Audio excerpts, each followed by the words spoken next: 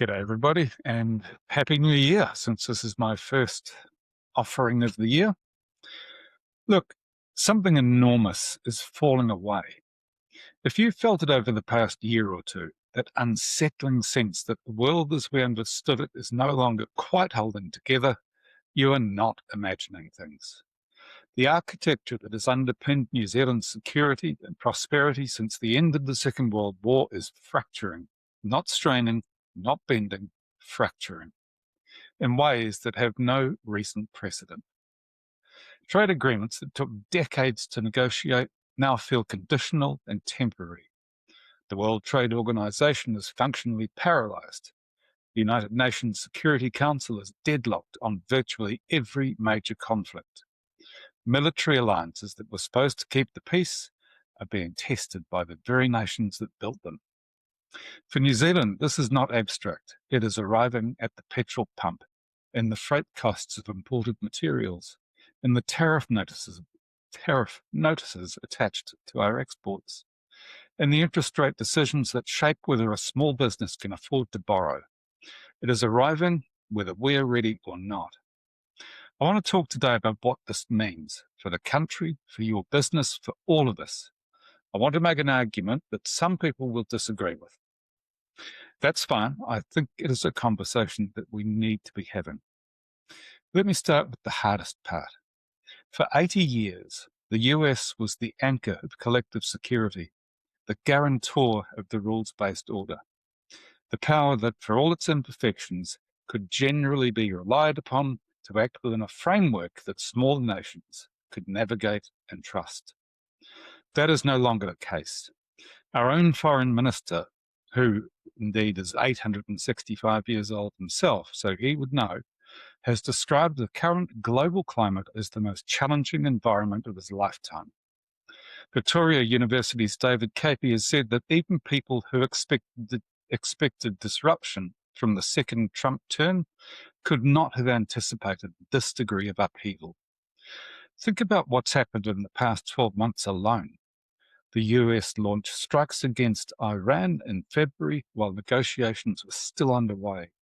The resulting closure of the Strait of Hormuz has produced what the International Energy Agency calls the largest supply disruption in the history of the global oil market. Oil surged above $100 a barrel. Our fuel costs rose 30%. The Reserve Bank stalled the interest rate cuts that were supposed to support our recovery. Consumer confidence plunged. None of this was New Zealand's doing. None of it was in our interests. All of it flows from decisions made by a supposed ally acting entirely in its own interest. Meanwhile, Liberation Day tariffs hit us at 10%, rose to 15%, got knocked back to 10% by the US Supreme Court. They may raise again tomorrow. $9 billion of our goods exports, face higher barriers, entering what became our second largest market in 2024. The US has not protected us from tariffs, it has imposed them on us. The fundamental bargain of collective security is that you sacrifice some autonomy in exchange for protection. But the protection is not arriving. What is arriving instead is exposure to the consequences of American adventurism. That distinction matters. Now, I know that naming this makes people uncomfortable. It makes me uncomfortable. Most of us grew up inside a story about belonging to something larger, about being on the right side, about trusting that the adults were in charge somewhere. That story gave us a sense of safety and identity. But clinging to a story that no longer matches reality is not safety, it is denial. And denial is not a strategy. Here's the thing, we've been here before.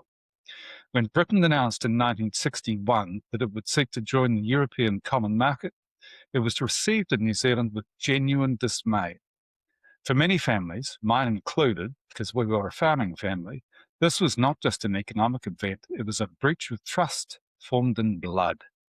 Britain's entry into the EEC in 1973 ended the relationship that had defined our entire economic identity. By one analysis, we were almost 20% poorer a decade later. Our standard of living dropped from third in the world to 22nd. Combined with the oil shocks, the country endured what amounted to a lost decade. But the response was instructive. We didn't retreat into protectionism. We didn't lash out. We diversified. We negotiated concessions from the EEC. We built the CER agreement with Australia. We opened relationships across Asia. We eventually rebuilt our economy on a far broader foundation than the one we lost. The lesson from 1973 is that the answer to losing a single trusted partner is never to find another single partner to depend on. It is to build breadth. The interwar period offers an even wider lens. The collapse of the old order, the failure of the League of Nations, the weaponization of trade through tariffs, the retreat into aggressive nationalism. Sound familiar? Small nations that chose early alignment with one great power in that era often found themselves dragged into conflicts that served someone else's interests. Those that maintained neutrality and built economic breadth generally preserved more of their sovereignty and recovered faster. So here's what I'm proposing. Not isolationism, not isolationism, not pacifism, not pretending the world is safe when it plainly is not. A deliberate strategic posture for a small trading nation in a dangerous world. Military and political neutrality, open trade with all willing partners, active engagement through multilateral institutions, peacekeeping, humanitarian contribution, and the kind of principled diplomacy New Zealand has historically been known for, and much less so at the moment. Ireland does this. It has maintained military neutrality by being an active EU member and one of the most significant contributors to UN peacekeeping. Switzerland has done it for 2 centuries, building prosperity and global relevance through armed neutrality and institutional engagement. These are not weak nations hiding from the world. They are the nations that understood something important. A small country that is useful to everyone and threatening to no one occupies a fundamentally stronger position than one that is declared for a side. Now, the counter-argument is that neutrality is naive, that in the era of great power competition, small nations must choose sides. I take that argument seriously, but I think it contains a fundamental flaw. It assumes a reliability in the US alliance that no longer exists. An alliance partner that imposes punitive tariffs on your exports, launches wars during negotiations, and threatens to annex allied nations is not a reliable security guarantor. Here's a question worth sitting with. The most immediate threats to New Zealand's economic security in 2025 and 2026 have come from the United States, not from China. China buys more from us than any other country. Chatham House argued last year that by visibly aligning with one camp, New Zealand risks losing credibility among the partners who matter most. We already benefit from Five Eyes intelligence sharing and the 5 power defence arrangements. These do not require joining AUKUS or any alliance directed against a specific nation. Intelligence cooperation does not demand strategic subservience. Now, if you're on a business, you might be wondering what any of this has to do with you. Well, a lot actually. The source of disruption is now permanent rather than episodic. This is not a single shock to weather. It is a new operating environment where geopolitical volatility, trade unpredictability, supply chain fragility, and energy price spikes are structural features. Planning on the assumption that things will return to normal is no longer viable because there is no normal to return to. If you rely on imported inputs, diversify your suppliers, explore local and regional alternatives, build buffer stock where cash flow permits. If your biggest customer sells primarily into one overseas market, understand that you carry their trade risk even if you never export anything yourself. The businesses that will navigate this environment are those that build the capacity to produce locally what was previously imported, not protectionism, adaptability. COVID showed us what happens when that capacity is missing. The same pattern will repeat.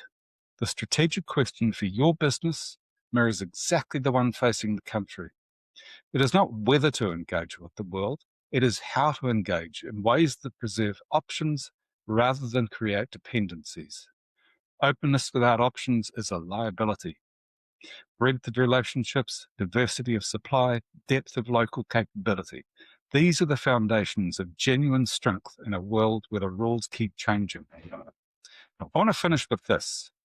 New Zealand has always punched above its weight through values rather than force.